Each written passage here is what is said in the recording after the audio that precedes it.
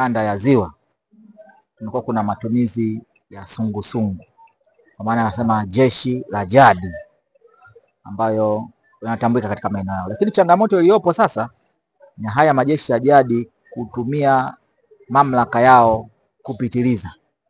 Mathalan, inapotokea labda mtu amebainika kuwa amefanya matendo ya kishirikina ambayo ni ngumu kuyathibitisha, walikuwa wakiamriwa kuondoka au kupisha kijijini ndani ya masaa 24. Hilo ni jambo ambalo linakiuka taratibu za haki za binadamu, kwa sababu kila mwananchi ana haki ya kuishi kwenye eneo ambalo amelichagua, na kama anatuhuma, taratibu za kisheria zichukuliwe na zifanyike na hatimaye kutoa maelekezo ya kuondoka ama kusalia. Lakini badala yake sasa majeshi ya sungusungu yamekuwa yanatumia vibaya mamlaka yao, yamekuwa yanatumia nguvu kubwa kupita kiasi kuweza kuondosha wananchi katika maeneo yao, na mara nyingine kuchukua sheria mkononi, kuchoma nyumba, kuchoma makazi, kuchoma mashamba ya watuhumiwa pasipo kujiridhisha, kwa sababu huwezi kuchukua hatua pasipo kujiridhisha. Kwa hiyo jambo napenda sana tulisisitize kwa wenzetu watendaji wa kata waweze kuwaitisha vikao na hawa makamanda wa sungusungu kuanzia ngazi ya kitongoji, kijiji, kata mpaka tarafa, ambao ni watu ambao wana ushawishi mkubwa kwenye jamii zao, wanasikiliza sana na jamii zao. Kwa hiyo wakitoa elimu, wakawaelimisha, utaratibu wa kukamata, utaratibu wa kufanya kumuondosha mtu uzingatiwe, haya mambo yanaweza kaondoka kwenye jamii zetu, na hili jeshi la jadi kwa maana ya sungusungu likaonekana kuwa msaada mkubwa katika maeneo yetu, kwa sababu tunatamani kwamba kuwa na jamii zenye maadili bora, kuwa na jamii zinazozingatia maadili, kuwa na jamii zinazofanya vitu kwa usawa na bila kuvunja haki za binadamu. Hii inaenda sambamba kabisa na walinzi wetu wa jadi, jeshi la sungusungu, ambao mara nyingi limekuwa kwenye maeneo yetu haya ya kanda ya Ziwa. Watu hawa wamekuwa ni watu wenye nguvu sana, na kama hazitazingatiwa sheria na miongozo, basi watu hawa watakuwa wanafanya mambo yale ya ukiukaji wa sheria bila kujua kama wanaleta changamoto kwenye jamii. Kwa mfano, inawezekana mtu amekosea, wanaamini kwamba ni mchawi au wanaamini kwamba amefanya kitu chochote kinyume na utaratibu wao wa kijamii, kwa maana labda mtu akutokea kwenye misiba au wameitisha kikao hakufika.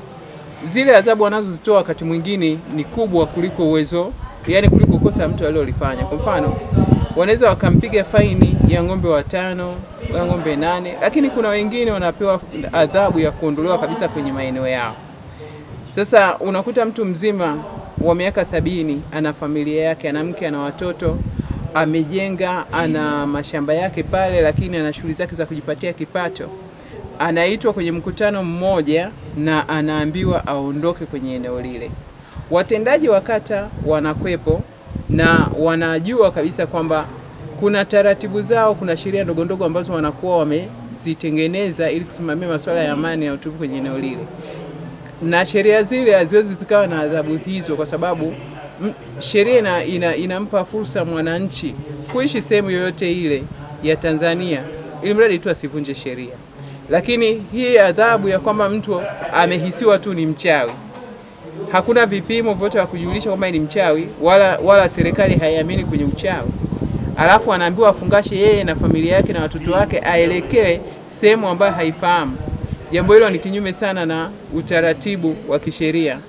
Na lengo la msingi la masuala ya ulinzi na usalama wa nchi ni kuhakikisha kwamba raia huyu wa Tanzania anaishi kwa amani, anafuata utaratibu wa kisheria, anafuata miongozo iliyoko, anafanya yale yote ambayo sheria inamtaka afanye ili aweze kuenjoy kuishi kwenye nchi ambayo ni asili yake. Kwa hiyo hao watendaji wa kata wanatakiwa wahusianishe, wawasiliane na vyombo vya ulinzi na usalama ili wahakikishe kwamba wale sungusungu wanapewa elimu ya kutosha kuhusiana na masuala ya ulinzi na usalama kwenye maeneo yao.